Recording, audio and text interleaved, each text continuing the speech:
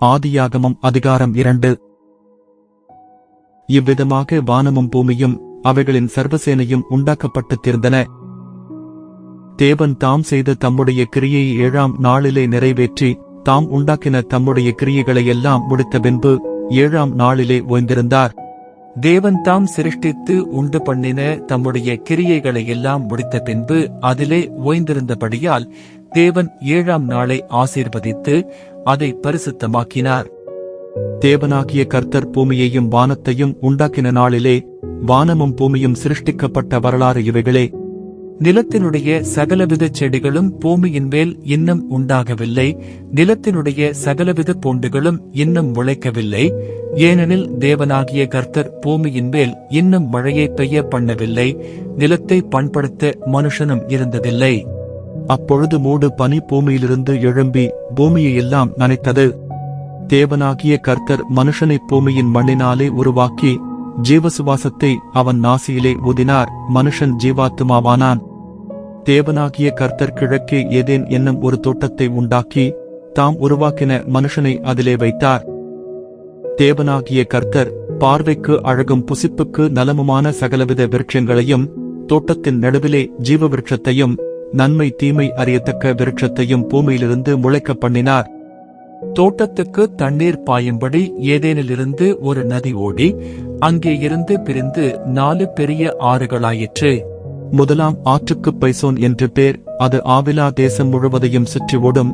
அவ்விடத்திலே பொன் விளையும். அந்த தேசத்தின் பொன் நல்லது. அவ்விடத்திலே பிதோலாகும் கோமேதகக் கல்லும் உண்டு. இரண்டாம் ஆற்றுக்கு கீகோன் என்று பேர். அது எத்தியோப்பியா தேசம் முழுவதையும் சுற்றி ஓடும். மூன்றாம் ஆற்றுக்கு இதெக்கேல் என்று பேர். அது அசீரியாவுக்கு கிழக்கே ஓடும். 4ஆம் ஆற்றுக்கு ஐபிராத்து என்று பேர். தேவனாகிய கர்த்தர் மனுஷனை ஏதேன் தோட்டத்தில் அழைத்துக் கொண்டு வந்து அதை பண்படுத்தவும் காக்கவும் வைத்தார். தேவனாகிய கர்த்தர் மனுஷனை நோக்கி, நீ தோட்டத்தில் உள்ள சகல விருட்சத்தின் கனியையும் புசிக்கவே புசிக்கலாம், ஆனாலும் நன்மை தீமை அறியத்தக்க விருட்சத்தின் கனியை புசிக்க வேண்டாம், அதை நீ புசிக்கும் நாளில் சாகவே சாவாய் என்று கட்டளையிட்டார்.